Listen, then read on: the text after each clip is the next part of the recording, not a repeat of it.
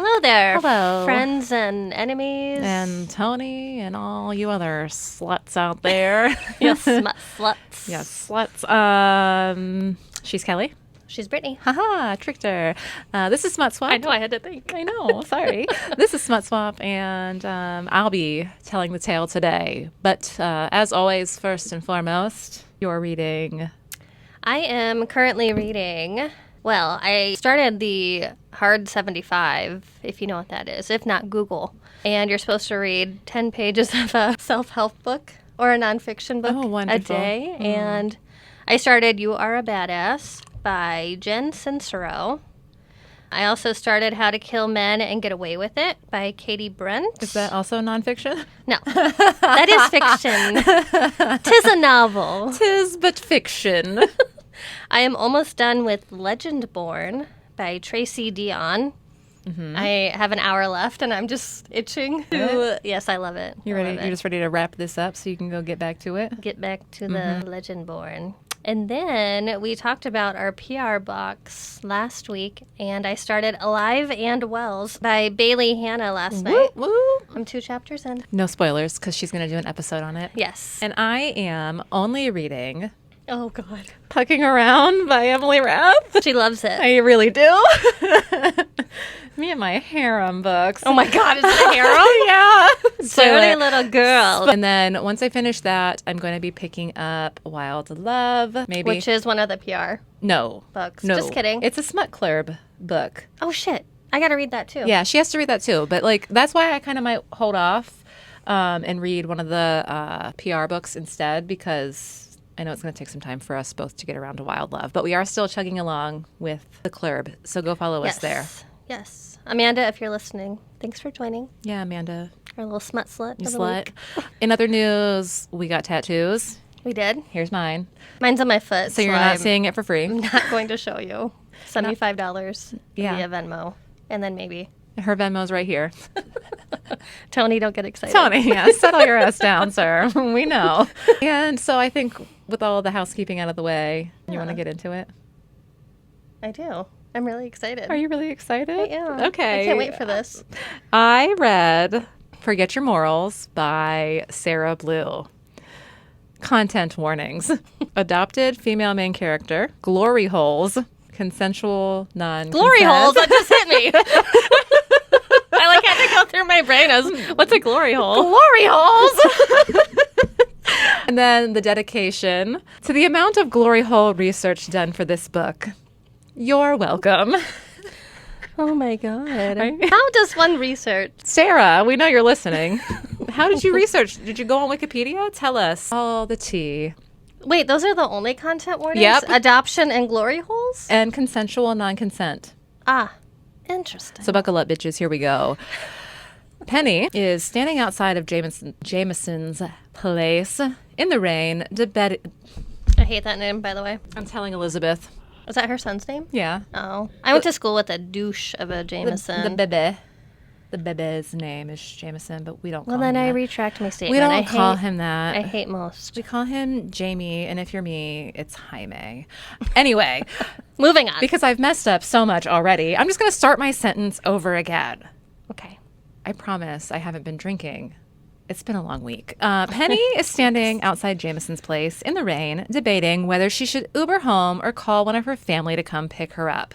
Yes, I'm just throwing us right in. With the way she's feeling, she doesn't think riding in silence with an unknown man is in the cards for her, so she ends up calling one of her twin cousins. Of the twins, whose names are Gavin and Benjamin, Gavin is more likely to pick up, so Penny's like, let me call him. As it turns out, the twins are in Atlanta for the weekend looking at property. Gavin tells Penny that he's pretty sure Lincoln is around and suggests that she call him instead. So she texts Lincoln, who responds in the affirmative and is like, tell me where you are.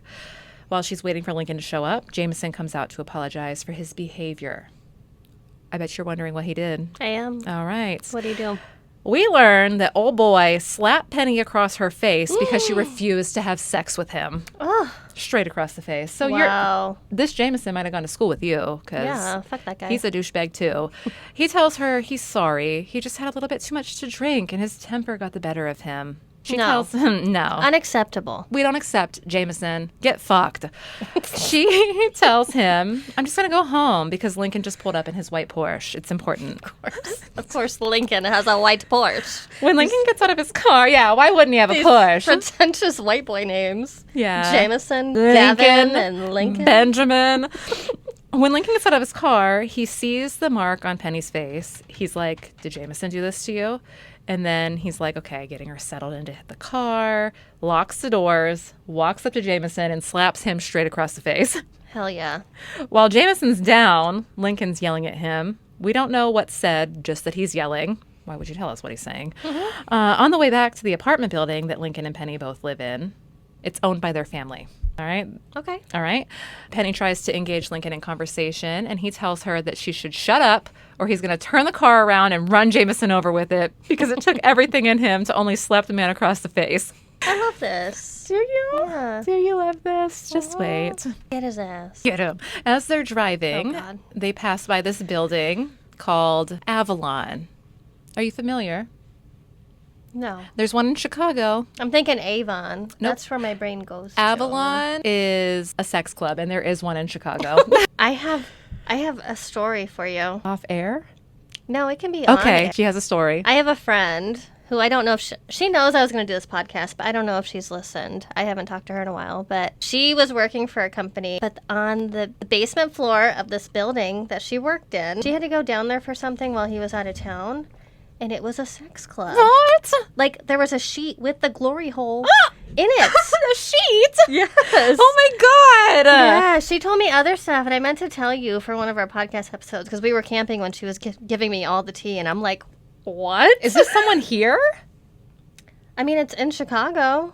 What the fuck? I don't know if you've met this girl. Maybe not. I won't say her name. No. I don't think you've met her. Oh my God. But yeah, But yes, so Avalon is... I wonder if it's Oh, dead. No, I don't think so. This one seemed more of like a secret sex No, club, this so is probably like... not. I feel like this is... If you know of Avalon, you know that it's a sex club. I saw a TikTok for an Avalon in Chicago. Oh my gosh. Anyway, we learn from Penny that it's a sex club. She tells us that she's done with relationships, but that she still wants to be able to explore her sexuality. She doesn't... She tells this to her cousin? No. This is us. This is her internal monologue. So my she's bad. telling us. She's telling us. She doesn't think that her therapist will agree with that this is a good plan, but decides to move forward with it anyway, hoping that the owner of Avalon will cut her some sort of deal because she doesn't really make enough money at her job to be able to partake in such activities. The membership is expensive. Oh. When she finally gets into her apartment, she allows herself to cry, wasting tears over that man who slapped you in the face. Brittany doesn't approve. I disapprove of this fictional woman. Brittany also hates most men. I do. We're working on it, okay? okay. We're working through it. My therapist would co-sign that we're working on it. She was really proud of me for letting a man tattoo me. Really? Yeah. Oh, wow. She was really proud of me that I liked the man tattooing me so much that I agreed to let him tattoo me again. Okay? She's proud of me. I'm proud too. Thank you. Everyone's validation means everything to me, so validate me in the comments. As your second therapist, I also approve. Yeah. Okay, so now we're over to Lincoln, who is a workaholic, proven by the fact that we open his first POV at work. Could I tell you what he does? Okay. No, I can't because I don't know. Oh, I was like, sure. But what go I for do it. know is that he took over his dad's company. His oldest brother, whose name is Aiden, wanted to chase his pro baseball dreams, and the twins are 7 years younger than them, so Lincoln's the only option to take over this company. He does some work putting up employees for awards. What's that like? I don't know, because I haven't gotten an award in 3 years. And then meets his father for late lunch. Just lunch. I don't know why I said late. His dad thinks he's a workaholic, too. Lincoln tells us that his priorities are work, Avalon, and his family, not particularly in that order. Speaking of Avalon and his family, he and Aiden are both members. They're meeting up at Avalon for a drink. Lincoln's checking up on Aiden because the owner of the business Aiden now works for is on his deathbed. Of course. Of course. We learn that Mr. Kemper has an extramarital child and will be spilling the beans to his wife of 30 years about that tonight. Handle. An extramarital child? Here? Here? Oh my god. Oh, good God. The child is now 25, and he expects Aiden to make sure they get a cut in the will. Aiden tells Lincoln all of this, and then he leaves, thanking Lincoln for the distraction. Lincoln then has to fend off a woman whose name is Colleen, who wants to define their relationship, which Lincoln tells us is non-existent because he's here for one thing and one thing only. Sex? To fuck. No strings attached. Sorry, to fuck. Not sex, to fuck. No strings attached. Colleen doesn't take that well, and she calls him an asshole before storming off. So, I'm confused. Yeah. Are they at the club now? The boys were. Okay. Okay. I'm sorry. You have to bear with me because my notes are me kind of recapping the chapter after I finished reading it. Oh, you're fine. So we jump around. And you should know by now from talking to me over the last, 7 years that we've been friends that I am erratic. Yeah. Yeah. That's why I love you. Yeah. Okay. Just making sure That's that we're fine. all on the same page. So there's 4 brothers. Yes. 2 of them are twins. Yes. Okay. And they're the youngest. Got it. Lincoln is the middle child and Aiden is the oldest. And the girl who was just smacked around is their cousin. Yes. Okay. So she's not going to sleep with any of her cousins. Oh, maybe we'll see. They're second cousins. She's and adopted. third You have cousins. to remember that she's Oh. adopted. Did you tell us she was adopted yet? Or was that Remember? just a trigger warning? The trigger warning is that she's adopted. We're figuring this out. No, I knew when I was going into this what I was getting into. I'm like, wait a second. So she's not going to have sex with one of her cousins? Wait a tick. Well, Just wait. I guess Buckle you up. just have to find out. She did tell us to buckle up, so. Okay. And I don't know if I actually told you all to buckle up, but I did tell Kelly. And I also, we'll get there. All right, so Penny works with Aiden for Mr. Kemper. She happens to walk past his office and sees him with his head in his hands. She forces him to join her for lunch at a nearby taco truck. He pays, as always, Good. even though he's her cousin. Good. Oh, yeah. He Sorry. tells her he's drained from dealing with everything that's on his plate. Then we flash forward, and Penny is now at Avalon talking with an employee about memberships. Everything she's been told sounds incredible to Penny. One thing that I've neglected to mention at this point is that Penny knows that Aiden is a member of Avalon. She definitely does not know about Lincoln, though. Penny knows that Aiden's a member because she saw a membership email and read over his preferences. Oh, gosh. She also knows that based on Aiden's preferences, they will never run into each other at this club. Penny is actually looking to become a member of the Key Club, and I will explain what that is. The person that she's working with gives her a brochure full of information, tells her that the point of Key Club is to be anonymous. So, like mask play? No. She points out the membership. I'm going to get there. Oh, I'm going to glory get hole. glory.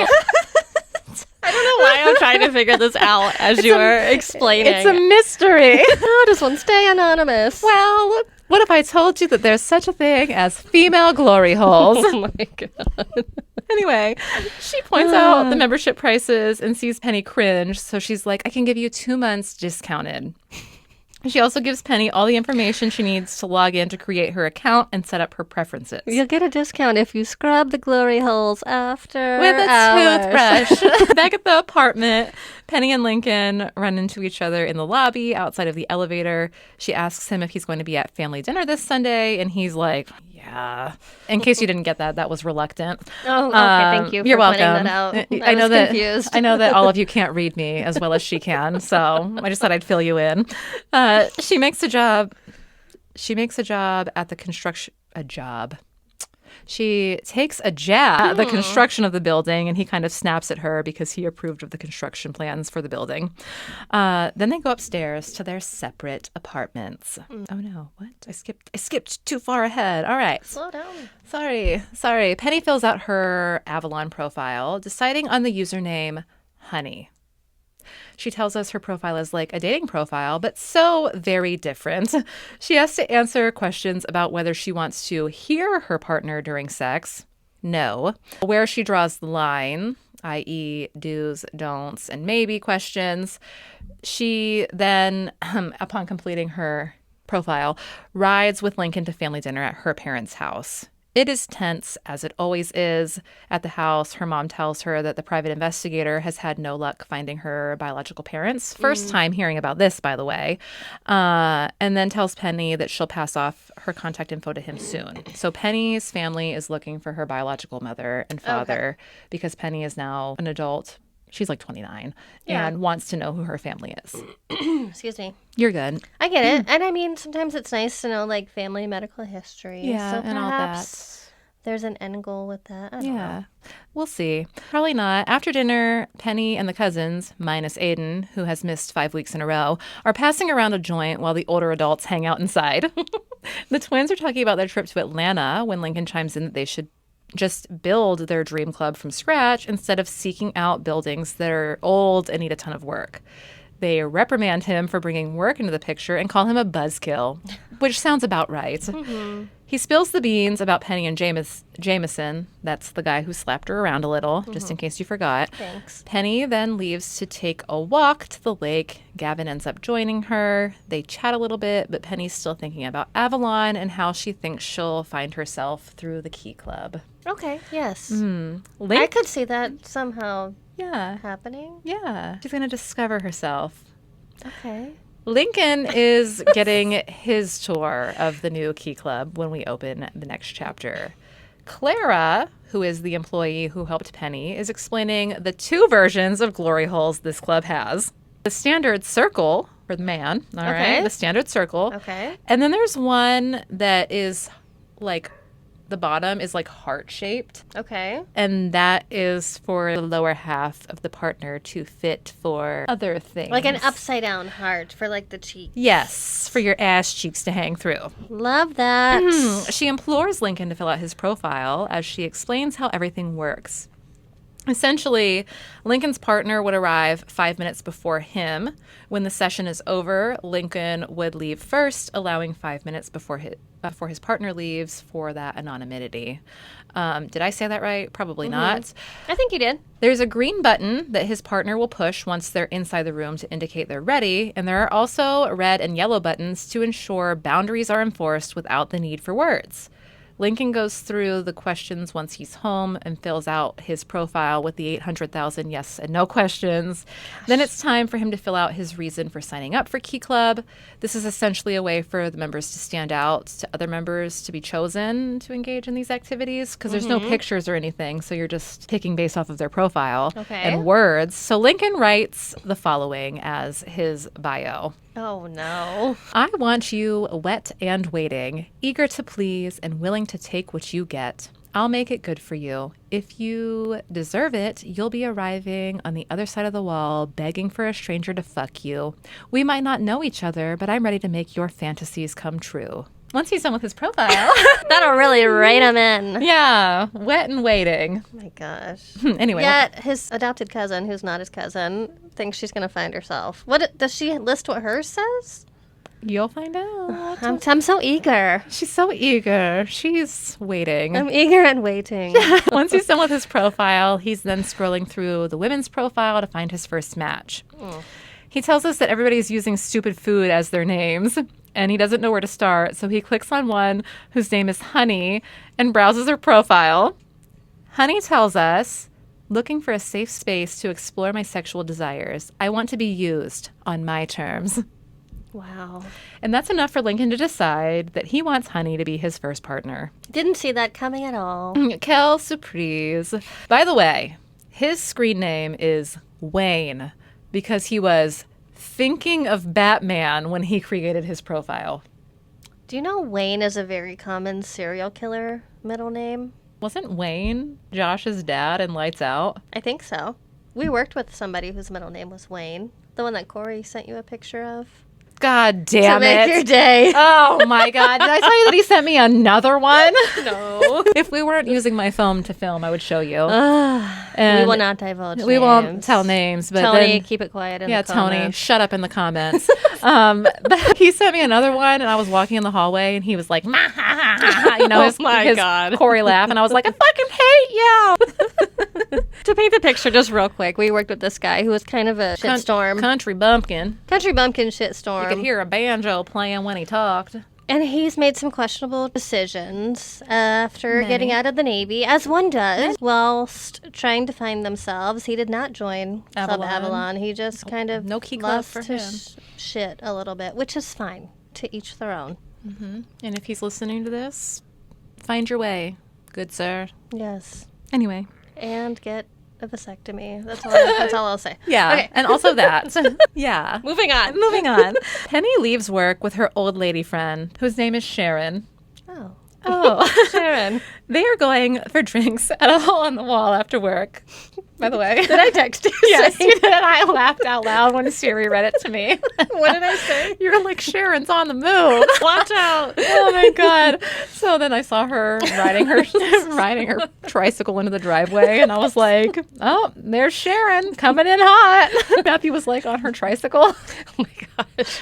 I saw her coast down the driveway real quick, and then she was like probably a bat out of hell around the corner on my way to Costco. I like looked over and I just saw her shirt blowing in the wind. I was like, oh, I gotta alert Brittany. Alert the authorities. Anyway, the two were going out for drinks at this hole in the wall after work. Technically, they cut out early, but who cares? We all play hooky now and then. Right? Yeah. Yeah. She tells us that over her dead body will she tell Sharon about the Key Club in Avalon, so she ends up telling her about the PI instead, saying that it will give her closure. When she gets home, she has 10 requests for meeting at Key Club. Wow. She goes through each one and ends up narrowing it down to 2. Sparrow and Wayne. Oh. Wow. Sparrow's bio isn't strong enough. Something about being a good girl, which Penny has no interest in. Wayne's?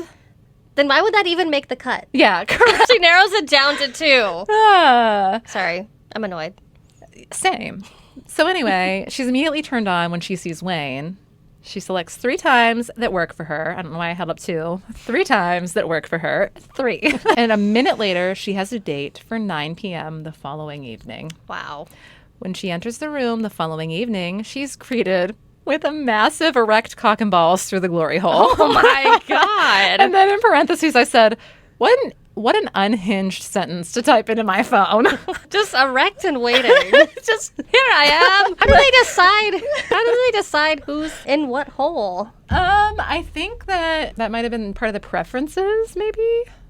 Okay. I don't remember. I'm just curious. It was unhinged and chaos, Kelly. I don't know. They're like, you're waiting this time. The next time it's you waiting with your ass cheeks up to the hole. Yeah. I don't know. She's here to give pleasure to the man on the other side, and boy, does she put in the work.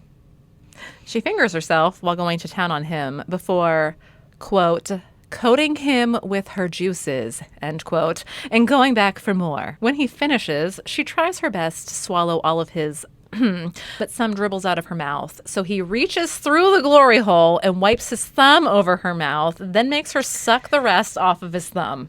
I thought that it was supposed to be anonymous. It is. She has no idea who this is. He reaches his hand through the hole and sorry for the sound effect.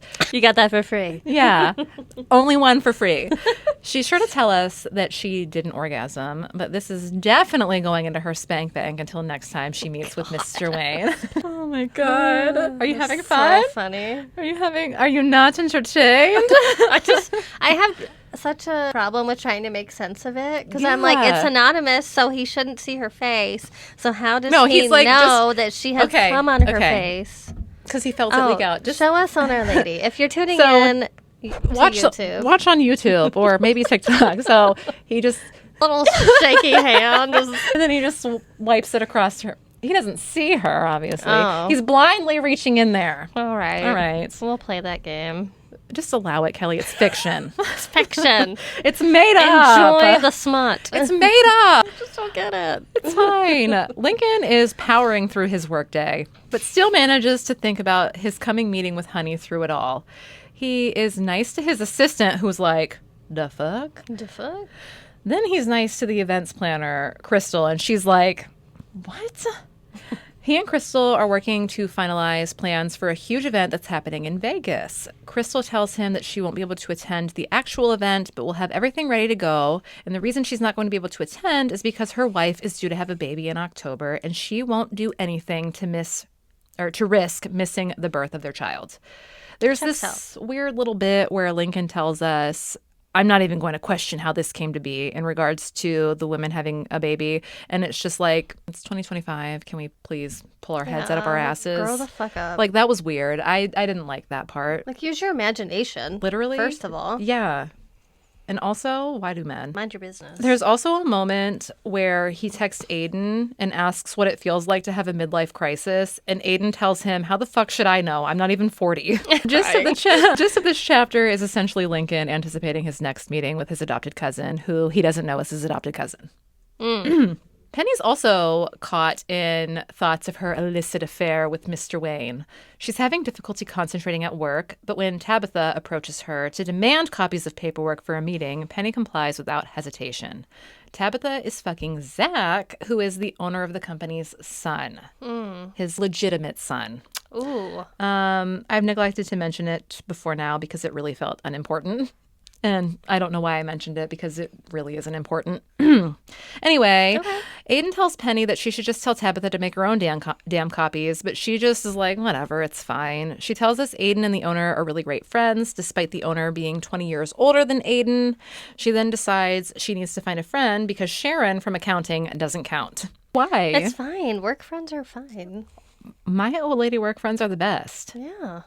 Like the best. Old lady work friends. They Is that what you rock. said? Yes. Yeah, they rock. I play hooky with mine. Like, we go to Chicago. Yeah. I call mine my mom. I shouldn't call them old lady. Tracy is old enough to be my mom. Tracy, I love you. Yeah, so are Yvonne and Judith. And I love Yvonne, too. I know. God, she's the best. Anyway, Avalon, it's her turn to have her bits out. Hello. Hello. She brought a vibrator with her this time and has it set up on a side table. She puts her bits up against the heart half of the glory hole so that her ass and vagine are on display for when Wayne comes in. The vagine. She talks about how awkward it is to just be chilling like this, but that thought flies out the window upon first contact. It's a little drafty in here. All I could picture was like her wearing a dress and then like no underwear and just like flopping the dress up and it's like fluttering over her face as She's just playing on her phone as she waits, like scrolling through TikTok. He goes down on her for the first part of this encounter and then spits on her clit before using his fingers and mouth simultaneously. When she's close, he starts to fuck her and use the vibrator at the same time. She comes close again, so he pulls out and slaps her with his weenie a couple of times before going back to pound. Did you say weenie? I did. Oh my God. She has an amazing O and is covered in sweat by the time they've both finished. He closes out the scene by kissing her clit one last time. Aww. In her coos. In her coos. Did you guys talk about that on Definitely Maybe? Yes. Is it Definitely Maybe? Definitely not. Definitely not. Oh, My okay. bad. Our brother show.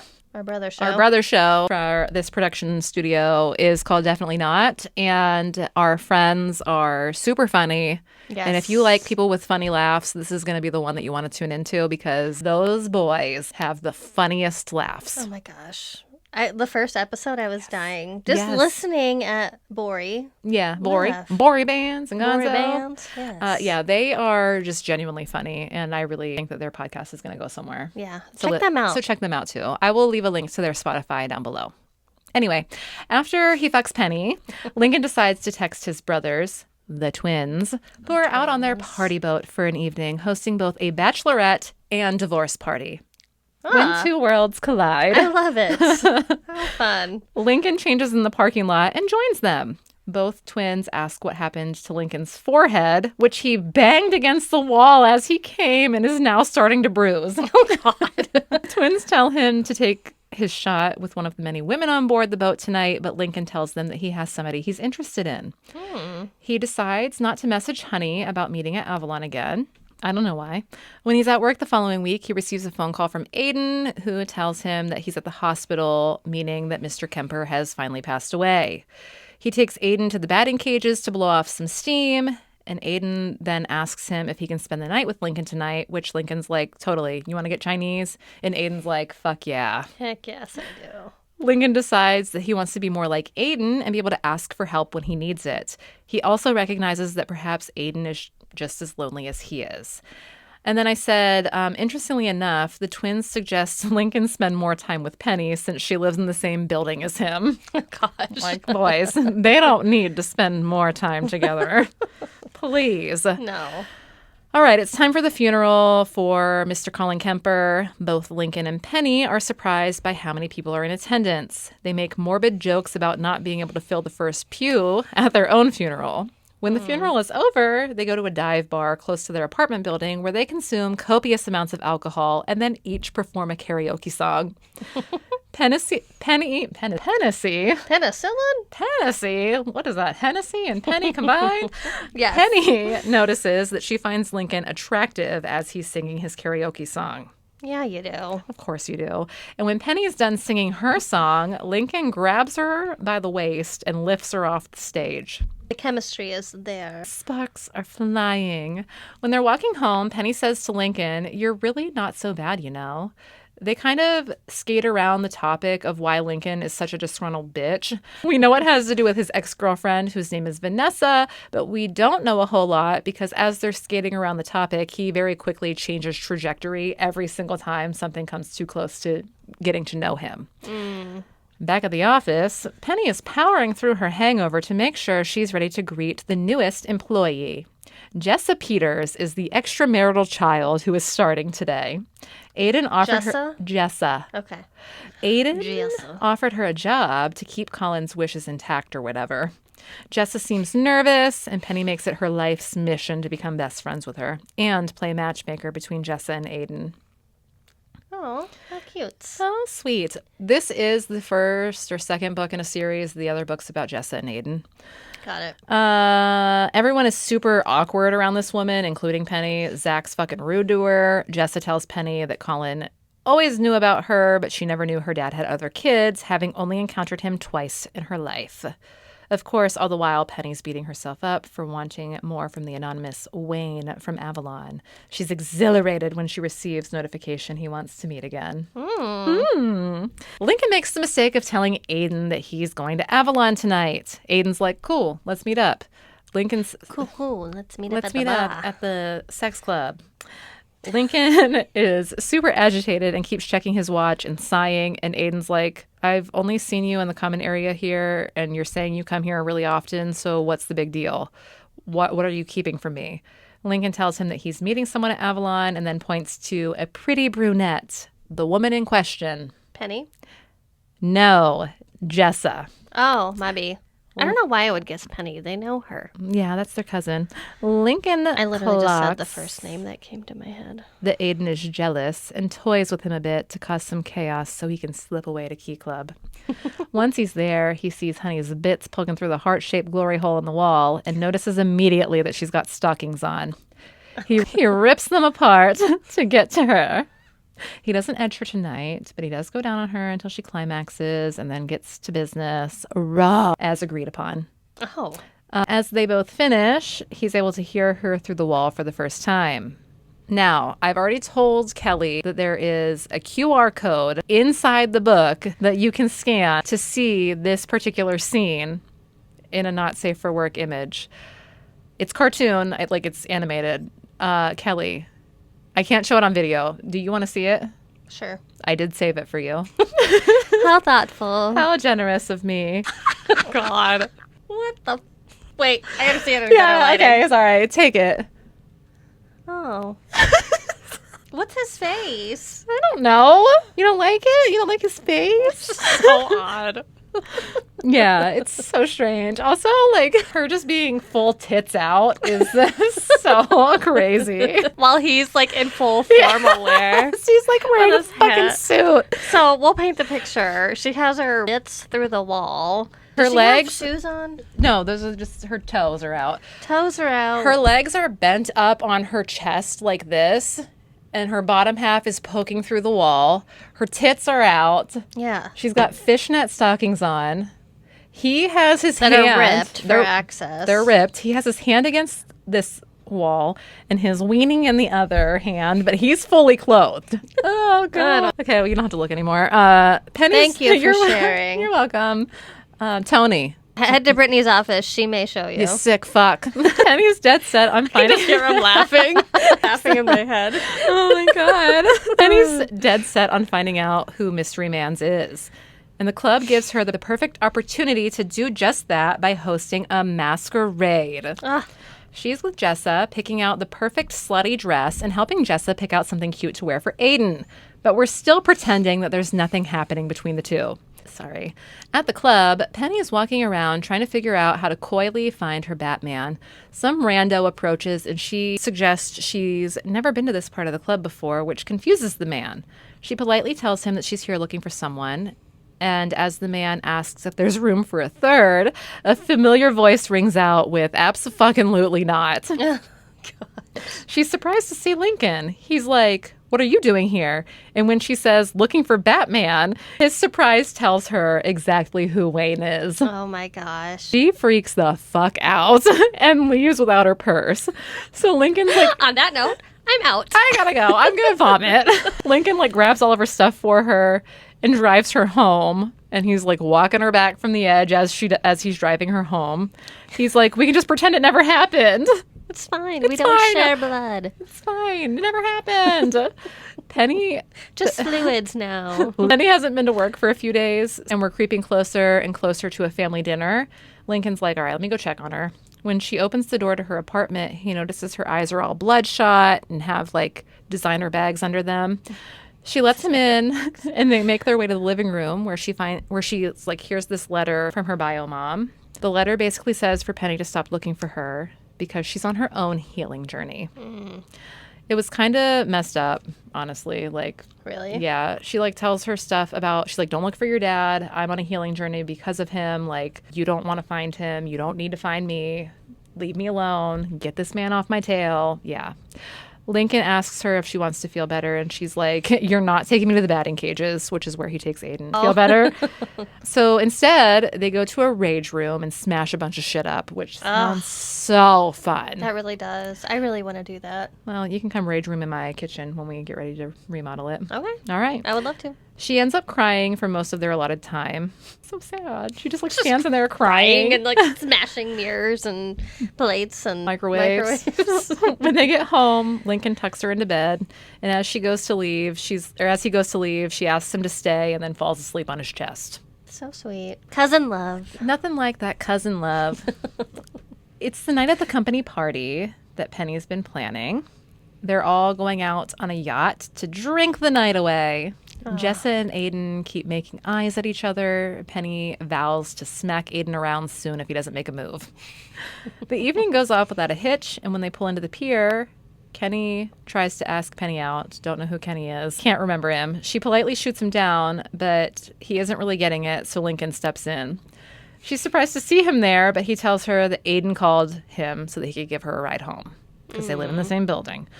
Kenny scampers away, and Lincoln slams the door shut before getting into his car. It's really tense and awkward. He tells her that he can't stop thinking about her. She obviously feels the same because she tells us that after she got the letter from her bio mom, she kept thinking about booking a slot in the Heart Room. Oh, He tells she needs her to get railed. He tells her they can keep their tryst a secret and asks her to let him make it all go away. He pulls into a church parking lot, throws his seat back, and they unbuckle at the same time. She frantically tries to unbuckle his shorts and free his stick, His stick. while he rips her dress up to her thighs and tears her underwear to the side. Get these out of Get the these out of the way. They fuck frantically in this instance. Then he begs her to let them get it out of their system just for the weekend. She's like, okay, we can do that. When they get back to the apartment building, he sends her to his room with instructions to wait there, naked. She's waiting for a long time because our dude gets a snack, drinks some water, texts his brother, responds to work emails, and then he goes to his room to eat her out. He's got to refresh, if you will. He's got to just let her sit there and think about her bad decisions. Edge her a little bit. Yeah. Sure. When he gets there, he asks her if she touched herself and then sucks on her fingers to be sure. And to be clear, before they make it back to his house, they set up their ground rules. I'm sure you can guess. Any guesses? Was there no kissing on Yep. the mouth? Okay. No kissing? Shit. No one can know. Oh, okay. Penny doesn't want to That checks out. Penny doesn't want to be disowned by the only family she has. Off page.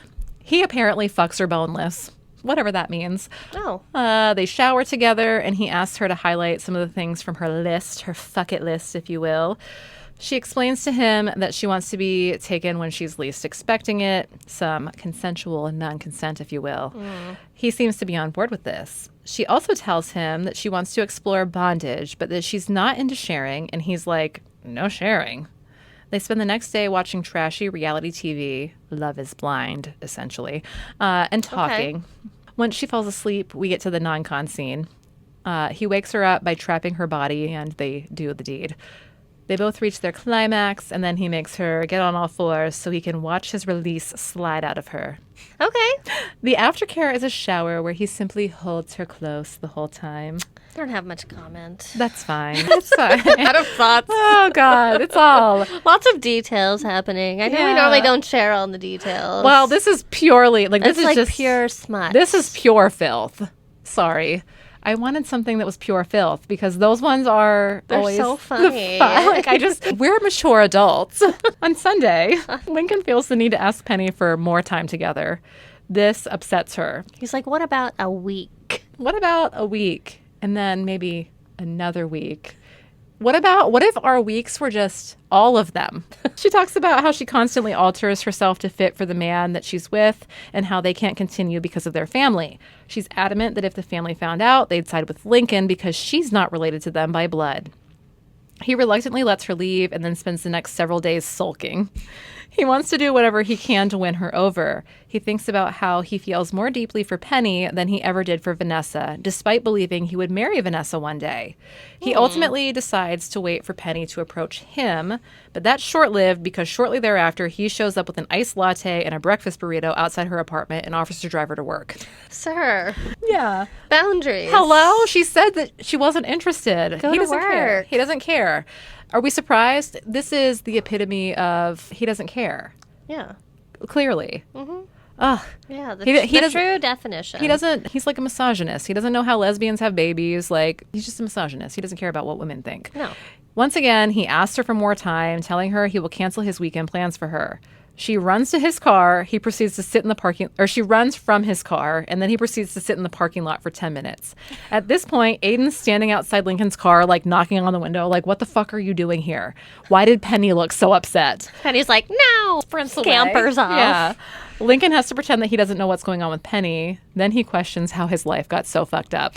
Sir. You're going to a sex club, sir. You did this to yourself. God. You chose this life. Yeah. Yeah. God. Penny has a really bad day at work, obviously. Jessa notices. They go to lunch together. Penny cries about her problems to her friend. Jessa's like rubbing her back and listening, offering to cover for Penny for the rest of the day so that she can go home early.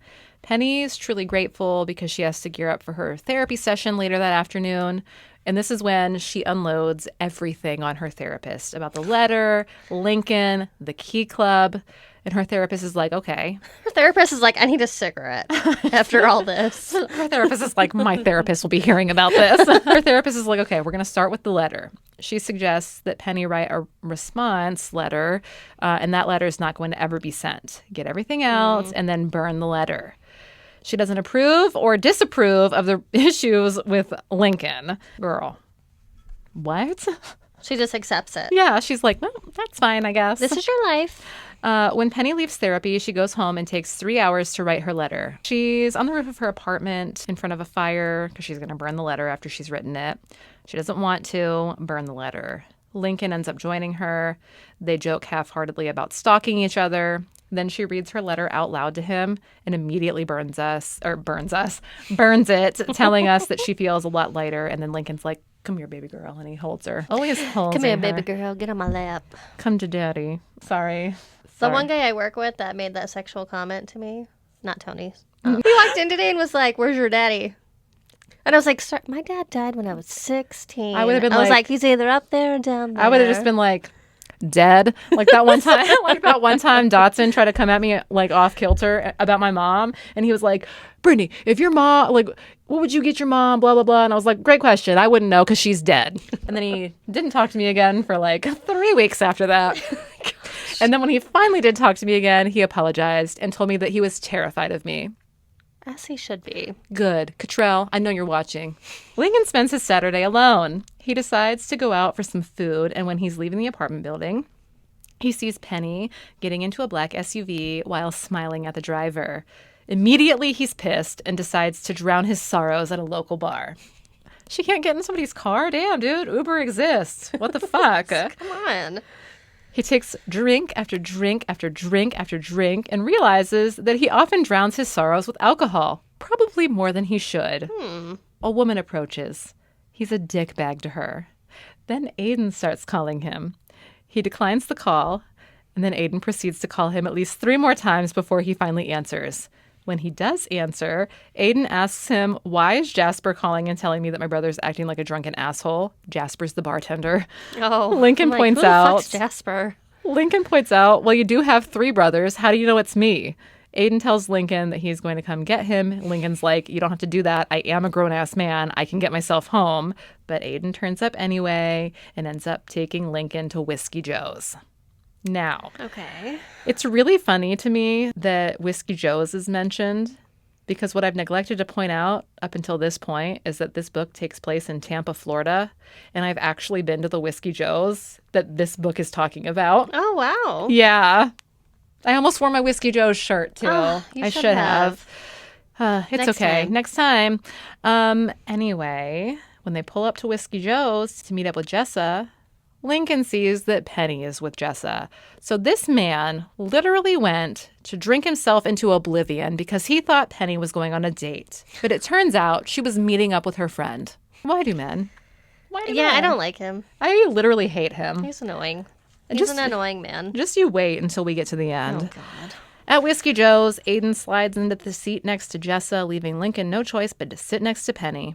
He keeps his hand on her thigh the entire time, not even moving it when Jessa drops her phone and has to bend underneath the table to get it. She sees, obviously. Lincoln and Penny have both consumed a shitload of alcohol at this point, and Lincoln is adamant he eats before they go home. Jessa causes a distraction by asking Aiden to dance with her, and Penny and Lincoln talk. Lincoln is adamant about Penny giving him a chance, while Penny firmly believes this will cause a familial rift. When Jessa and Aiden come back to the table, Penny slips away to the bathroom. Lincoln blocks her from closing the door and then proceeds to finger her behind the closed bathroom door. When she finishes up in the bathroom, Jessa's waiting outside to check on Penny. Penny thinks to herself, it would be nice to have a friend to talk this through with instead of just relying on my therapist, but ultimately decides not to bare her soul to Jessa. She's like, our friendship is too new and I don't want to risk it. Eventually, Lincoln decides to go check on Penny. When he gets to her door, she opens it wearing the t-shirt that he gave her from their weekend, and he can see that she's been crying. He asks her what's wrong. She tells him that the PI reached out to her to let her know that her bio mom died in a car accident. She's torn up about this because she'd hoped that her bio mom would eventually want to meet with her, and now obviously there's no shot of that happening. He tucks her into her bed. She asks him to stay. They fall asleep cuddling. They wake up the next morning to Penny's mom pounding on the door. Penny hides Lincoln in her closet, and her mom walks into her bedroom and tries to open the closet door to pick out a dress that she specifically wants Penny to wear for their lunch today. Oh, gosh. Penny manages to get her mom out of her room by suggesting she make a cup of coffee while Penny gets dressed, and then she and Lincoln bicker about whether or not she's going to tell her mom about them. Mom. Obviously not, fucking Lincoln. She's not going to tell her mom. Hey, Mom, guess who's in my closet? You'll never believe it. It's Lincoln. You remember your nephew? Your nephew. Penny tells him she's going to tell her mom about the bio mom, not about them, and he gets kind of a shitty attitude about this, which is super fucking weird and unfair and maybe even a little unwarranted because Penny has made it abundantly clear to him that it was a weekend-only thing. Yet here you are trying to add days. God! There was a cutoff. You get 2 days! That's it. You get 1 wife! And he tells him that once she and her mom leave, he needs to sneak out of her apartment. And he shittily agrees. In case it's unclear, I'm not rooting for Lincoln.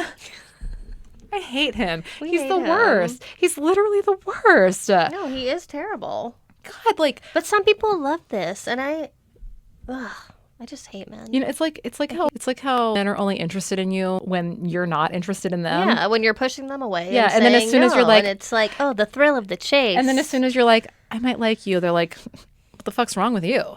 Ew. You thought that I liked you? I just liked leading you on. I want to conquer you. That's all. That's all. And move on with my life. Jeez, get it together, bitch.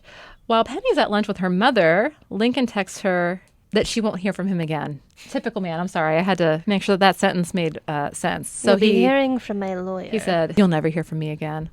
So still keeping with that very shitty attitude, clearly. We then flash forward about a month where Penny tells us that she's not heard from Lincoln since he texted her that he was done.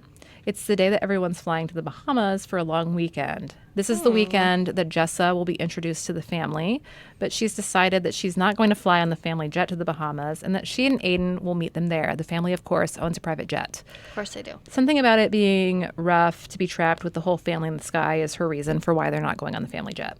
Apparently, one of the bathrooms in their house in the Bahamas has mold, so they're doubling people up in bedrooms. The twins, Aiden and Jessa, are going to be sharing one room, which leaves Lincoln and Penny to share the other room.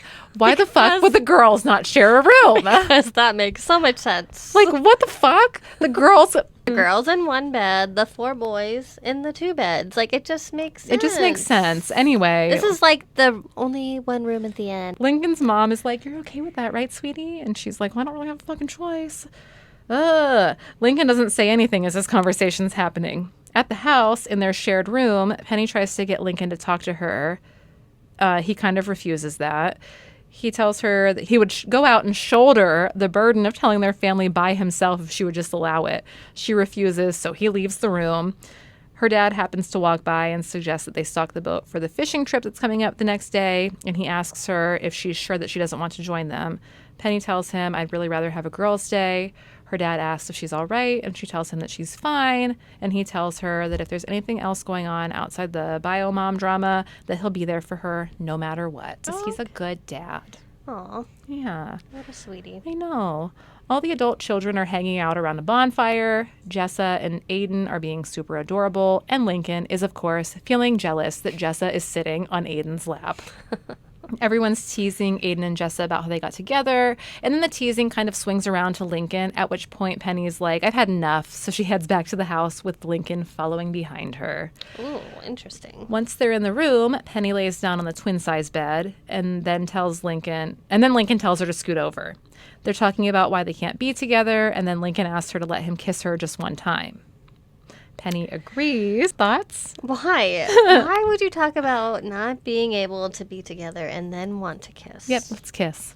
As they're kissing, For funsies. she pulls back, says, "Fuck it." And then we're rounding third base when the door bursts open and Gavin is standing there to ask them something. Gavin! Gavin, what are you doing here? They play it off like, "Oh, we just had too much to drink. It was just a one-time kiss, and this is just a one-time thing." And Gavin's God. like, "I'm too high for this shit." I'll see myself out. Once he leaves, Penny and Aiden are bickering back and forth because now 2 people know about them. Jessa and Gavin. Somehow Lincoln convinces Penny to give them a shot. He essentially tells her that he's in it for the long run, which puts her fears to bed. As they're embracing, Lincoln hears his name being screamed from downstairs. Uh-oh. Uh-oh. Who is Dun, it? dun. Who is it? We don't know, because the next day the boys are all going on a fishing trip and the girls are going shopping. Don't know what happens. Lincoln wakes Penny up before he leaves for the day, and she's grumpy, but he kisses her on the forehead as he leaves. Then her mom comes in telling her it's time to get up and moving because Maggie and Jessa are downstairs waiting. Maggie's hurt. Okay. Time to shop. Time to shop until we drop. They eat breakfast together, and Jessa makes a joke about the bed being too small when Penny complains about sleeping poorly. Penny kind of glares at her, showing her that she doesn't think this inside joke is very funny. While shopping, Penny's mom finds a necklace with a penny charm stamped with the word lucky across it that she insists on buying. Okay. Penny wears the necklace. She's her lucky penny or whatever. I guess so. Back at the house, the dads are grilling the fish that the boys caught on their trip today. Gavin and Ben are MIA, as are Aiden and Jessa. Penny's in the kitchen prepping veggies to go with the fish when Lincoln comes in to get himself some orange juice. His whole demeanor is different now that Penny has agreed to be with him. She's watching him as he's drinking his orange juice, and he looks at her and asks if she's thirsty. She tells us that She knows he means more than one way, so she nods her head to both. Oh my God. Very. You ready for this? Very thirsty. Are you ready for this? Does he spit the OJ into her mouth? He then baby birds some orange juice into her mouth. Seriously? Yes! And kisses her bottom lip once he's done. Ick. I know. Something about spitting into somebody else's mouth just... And orange juice, no less. It's volatile. That's disgusting. disgusting. You disgust me. They almost get caught by Penny's father. And then they agreed not to mess around anymore on this vacation, so as not to run the risk of being caught. Leave a comment below if you'd let somebody baby bird you some OJ. Yeah, no shame. I can't get past this. After I'm over here like, you fucking disgusting. Yeah, just let us know. We won't shame you. No. You'll just be the smut slut of the week. Yes. I should also mention that Penny really likes the fact that Lincoln's demeanor has changed because of her. When they're in their room that night, they masturbate together in their separate beds. I am picturing it, but I am. Oh, there she goes. Lincoln tells her that she should have been riding her boyfriend's cock. Penny says, "Is that what you are, my boyfriend?" And Lincoln's like, "Hell yeah, girl." Just like that. Just too. like that. Hell yeah, girl. Hell yeah. The next day, they're doing water sports. It's all of the adult children. So that's Gavin, Aiden, Lincoln, Jessa, Penny. All the big kids. All the big kids. But there are only 3 jet skis, so the twins suggest Lincoln and Penny share and that they will take turns. Once they're far enough out from land, Lincoln puts their jet ski in neutral and tries to convince Penny to tell their family. Sir! You gotta take her out and hold her hostage? God damn! On the open seas, Oh my God! She's against this, of course, and so he gets shitty again. He's like holding her under the water. Tell your family. Speaking of holding under the water, has anybody read Does It Hurt? Because I have not. Okay, because there's a scene where the male main character headbutts the female main character and her lip starts bleeding, and then he puts her head underwater as he's hitting it from behind. And there are sharks in this water. Oh my God. I don't know if he. Wow. I don't know if he actually headbutts her. That was just me. She was definitely bleeding from her lip. Well, something had happened. Something had happened, and he just hits it from behind with her head under the water. Well, all right. Well, all right then. Anyway, when they get back to land, Jessa and Aiden go off together. Gavin turns to Lincoln and Penny and asks if they're going to go off and fuck somewhere, if they want to come to the bar with them. Penny's really embarrassed, but they end up going to the bar with them anyway. Once they're at the bar, the twins notice a bachelorette party. Penny asks which woman they're interested in, and they respond with what? I feel like I smell skunk. Do you? No? I thought I caught a Oh, whiff of wait. Maybe. We had a skunk run through. Scamper. It's the word of the podcast. Scamper through the backyard, and I feel like I smell one. Oh, God. Sorry. Okay, anyway, once they're at the bar, the twins notice a bachelorette party. Penny asks which women they're interested in, and they respond with whichever one's willing to go to Paris. And Eiffel Tower me. An Eiffel Tower. Penny's like, I didn't really know that was something that you two were into. Do you do that often? And the twins were like, don't you worry about it, baby girl. They leave, and then Lincoln tries to convince Penny to just be there with him as a random couple in the Bahamas. Wow. Lincoln and Penny have a little day date at this bar in the Bahamas. The twins are off Eiffel Towering some lucky broad. There's a storm coming in and live music's playing, so they take the opportunity to dance together under the cover of the rain. They each make a grand gesture speech to each other, essentially saying that they are in love without actually saying the words. Oh, now we're in love. Got it. As they're dancing, Lincoln's father calls, saying that he's going to pick them up before the storm really picks up. Back at the house, they're having a catered dinner. Rich people. God. Rich people shit. Laughs and rich. Ha ha ha. Oh, ha, ha, ha, ha.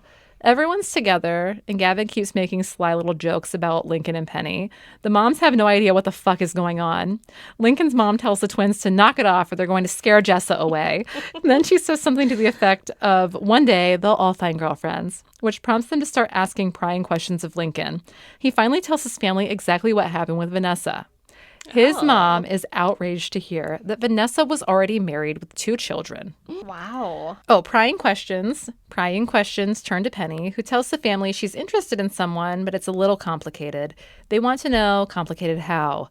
She says it's a question of morality. Lincoln's mom is like, is he of age? Penny's like, Of course he's of age. What the hell is wrong with you? Why wouldn't he be of age? Lincoln's mom then says, forget your morals. Go after him. Penny's relieved because essentially Lincoln's mom has given her the okay to fall in love with her son, even though she doesn't know it's her son Penny is interested in. Wow. They make it back to Tampa after 3 days in the Bahamas. According to Lincoln, it's 3 long days. Once they're back in their apartment complex, they get ready to head to their apartments. Lincoln completely bypasses his floor for Penny's. On her floor, he tells her to go get ready for bed and leave her door unlocked. I guess it's time for more consensual non-consent. She wakes up. I'm coming in. She ends up waiting 2 hours for him and is asleep by the time he makes his way into that her guy. apartment. Literally. Literally. So self-important. Oh my God. God. Sounds like something I would do. So he makes his way into her apartment. He fashions some bonds from a rope he carried up with him. After they finish, she asks him if they're really doing this, and he's like, yeah, baby, we're really doing this. Then he gets a washcloth to clean her up, and they fall asleep cuddling yet again. Oh, How wonderful. They end up showering together the following morning to get ready for work. Penny tells us she'd have been happy to be late, but Lincoln dragged her out of bed by her ankle. Don't. When they pull up to Kemper's, Lincoln gets out of his car too. Penny asks him what he's doing, and he tells her, I'm walking my girlfriend to work. When they get to the front door, they see a bunch of photos of Jessa and Aiden kissing plastered all over the door.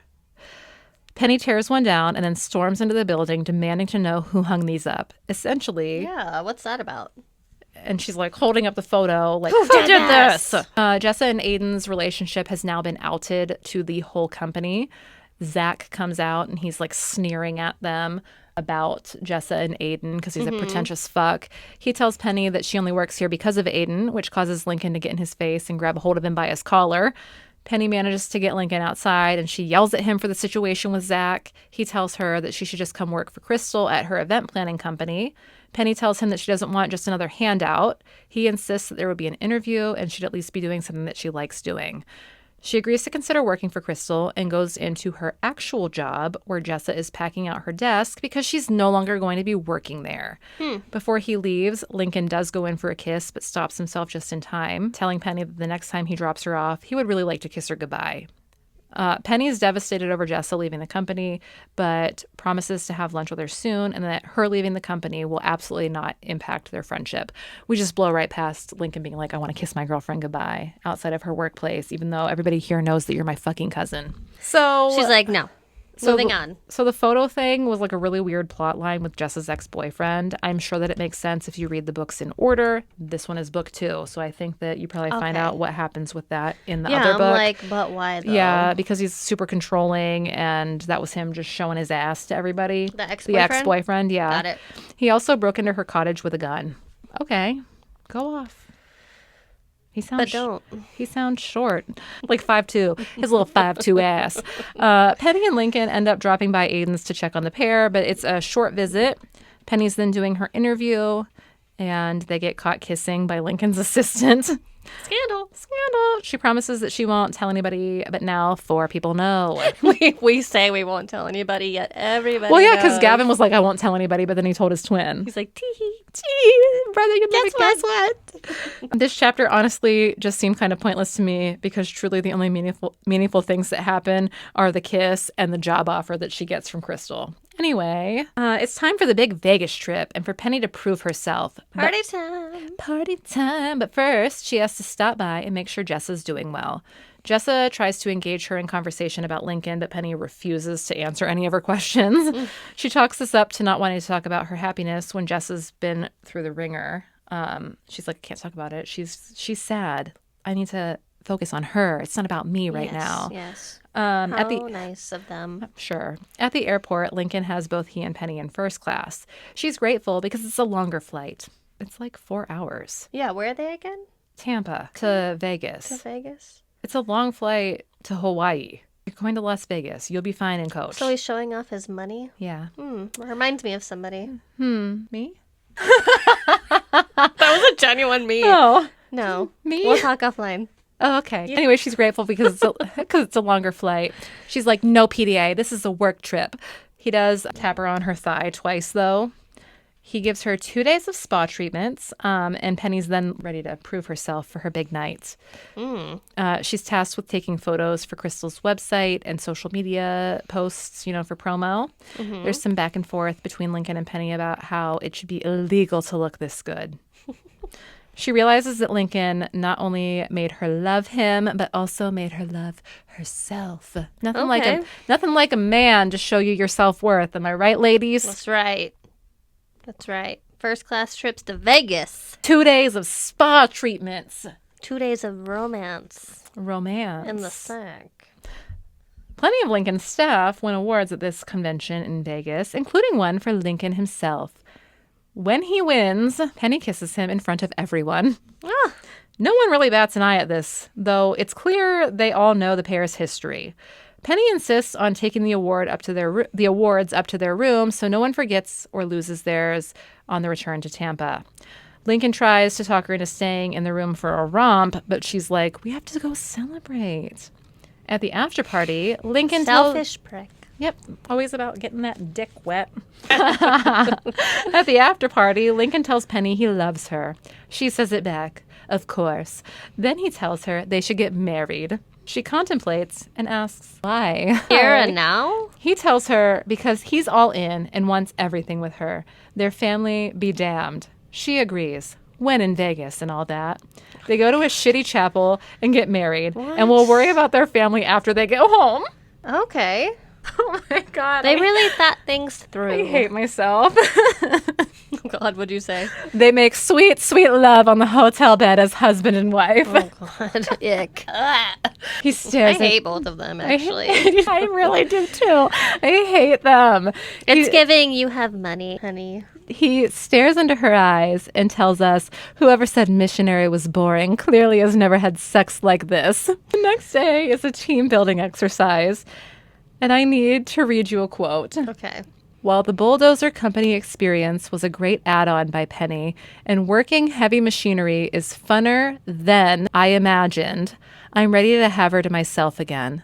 There was no regrets in the morning, just my pretty wife stealing the majority of the sheets and telling me to fuck off when I tried to wake her up. You sent me this. I did. Because I'm like, funner? Was funner than THEN. There was no regrets in the morning. There was regrets right now. Was this the worst sentence in the whole book? Yes. Okay. That's what I'm gathering. There was regrets right now. There was no regrets. There was contemplation of DNFing the book at this point. And I'm out. I was 91% in and I was like, and we're done. I'm pissed off. Full rage. Full on rage. Basically, all that happens in this chapter is he gives her driving lessons because she's refused to drive for the last year. I don't remember why. And they talk about who they're breaking the news of their nuptials to first. Back in Tampa, Lincoln and Penny try to find the most opportune time to tell their family that they're married. Every single time they have plans to tell the family, something happens. First, of course it does. Penny's mom has a heart attack. Oh. They wait a few weeks until she's stable. When they go to announce to them the next time, Jessa and Aiden are announcing that they're engaged. So Penny's like, well, what's another 2 weeks? Why not just wait 2 fucking months before you tell your family that you're married to your cousin? Who cares? It's okay. It's fine. Finally, it's not a big deal. Finally, the night arrives. The night of arrival. They're at Penny's parents' house. Penny's mom bombarded her with a new man named Oliver. Also her cousin. Oliver, he's too young, Penny. He's too young. He's only 8. Penny tells her mother Oliver should go home. Her mom's like, don't be rude. Penny's like, Mom, I'm not being rude. It's just that I'm married. Oh, God. Oliver's like, she's married? And then everyone kind of stares at her. Her mom's like, wait, what the fuck? Yeah, her mom's like, well, where is he? Who are you married to? And Lincoln's over the bullshit. So he's like, she's married to me. Gosh, dang it. Penny's mom loses her shit on Lincoln, yelling at him that he took advantage of her while she was going through grief of her bio mom dying and being taken advantage of by all those awful men with the J names. Her dad seems disappointed. Yeah, fuck you. Her dad seems disappointed. As Penny's mom is yelling at Lincoln, Penny steps in front of him and says, you won't talk to him like that. Maggie or Lincoln's mom. Fuck you. That. Okay. As They write it in. I've been screwed over by someone with a J name in case it wasn't clear. A couple, actually. Yeah, so all of you, you're the worst. As Penny's mom is yelling at Lincoln, Penny steps in front of him and says, "You won't talk to him like that." Maggie, or Lincoln's mom, is really impressed that Penny stood up for her son. And of course, the brothers and Jessa are like, "And tell us something we don't know. Yeah. Are you pregnant yet?" "Not yet." It's Christmas Eve and the family is together celebrating. Penny's parents have been giving them the cold shoulder since they broke the news, but Lincoln's parents have been welcoming and accepting of the relationship as Lincoln expected them to be the whole time. It's tense on Christmas Eve, but Penny somehow manages to get her mom to start talking to her again by bringing up the house that she and Lincoln bought and asking her mom if she can help her decorate it. She invites both of her parents over for lunch, in which they will talk more about the details of decorating, and both of her parents are like, "Yeah, we'll be there."